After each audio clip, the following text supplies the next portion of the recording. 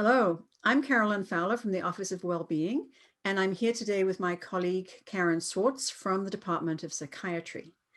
And this is an opportunity for us to discuss support in action. So Karen, hello. Hi, it's good to talk with you. Thanks for being here. And the question that I wanted to bring to you today is one I've been hearing quite a lot recently, which is, you've said in your video, we should be reaching out to support each other. But people are saying, well, how do I check on my colleagues without invading their privacy? I think we worry a lot about invading people's privacy because we don't want to overstep a line. But I think you can bring up a concern without demanding that they do anything. And I think that if it's someone you have a relationship with and you put it in the context of, I've noticed you're not yourself. I've been concerned because you seem really stressed. What can I do to help? That's very different than someone feeling like you're telling them they're in trouble. I think one of the most important things, especially when you're reaching out to a friend or a colleague, is to express concern and a willingness to help rather than have them feeling like you're bad or you're saying that they're doing something wrong. Mhm. So you're saying you should notice that they're different, but you're not labeling their emotions or labeling their behavior. Well, because you might not know what they're from. It's a lot of presumption, but what we're able to do is notice if someone's different. I think a big thing that's happening during COVID is that many of us are different. And then we've just decided, oh, it's COVID versus, oh, maybe there's something else going on. And so it's an opportunity to invite a conversation.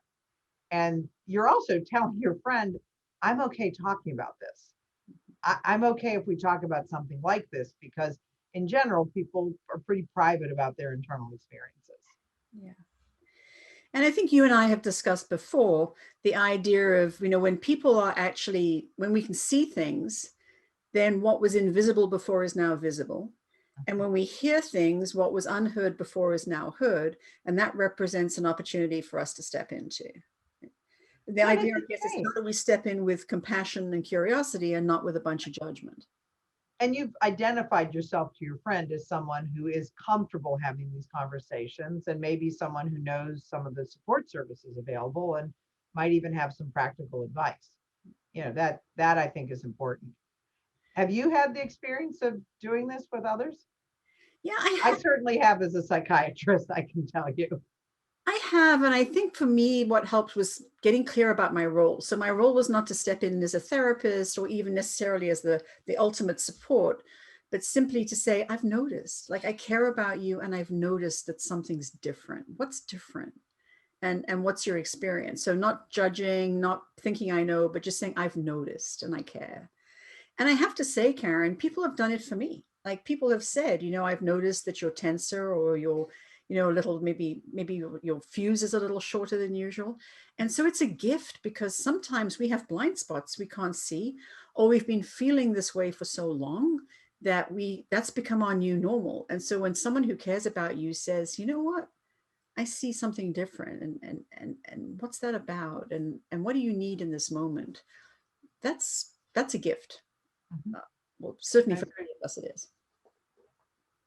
And I think we often don't do it because we're so worried about making the other person uncomfortable. If you reach out of genuine concern, I think that most people are fine with that. They might not want to speak to you, or they might not want to speak to you then. Mhm. In a way, you're saying, you might say, these are my concerns. And if someone says, well, I don't really want to talk with you about it, it's like, that's fine. I respect that. But if you want to another time, I'd be happy to. And that way they know you're a resource so that you'd be comfortable having that conversation. So, what suggestions do you have? Because I think some of us are concerned, and justifiably so, that we are not trained to provide some of this care. And I think we've been clear that we do have, we have my support, we have RISE, we have our spiritual care colleagues, we have psychiatry support, all of those things. But what would you say to us in terms of sort of staying within our scope, acting as a compassionate colleague, staying within our scope so that we do good, but we do no harm? Well, I think the most important thing is what you've just alluded to, right? Don't try to be someone's therapist. Just say, I'm concerned. You seem different. Have you thought about getting more support? Here are some things that I know are available. And then you're really trying to get the person to access some of the things that would get a conversation to be more in depth, but not with you. You know, they will need you to stay a colleague. I've had that experience as a psychiatrist. I'm not trying to be the psychiatrist for a close friend or someone I work with. I'm trying just to connect them to the right people so that someone objectively can help them sort out what's going on, what would be most helpful. So here we have so many different resources with spiritual care and Rise and my support that those are great places just to have an initial conversation. So I think knowing about those and connecting. So not trying to do an assessment. That you don't want that with your friends. The only exception would be if someone has said something really concerning, like they're thinking about harming themselves, then you need to get supervisors involved and make sure the person gets the support that they need. Well, and so that's an obvious situation when we know someone's really at Mhm. risk. So maybe my last question for you is this.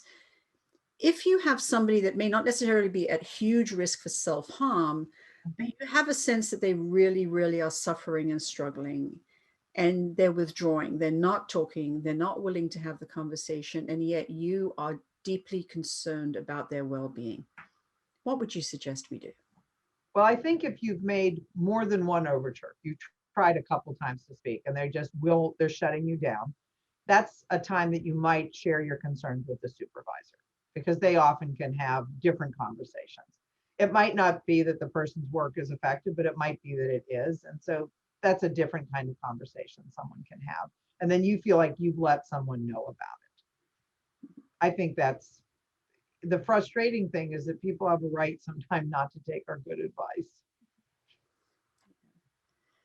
Thank you, Karen, for your time, for helping us think about how we put this support into action day by day. And we hope that it was helpful to you.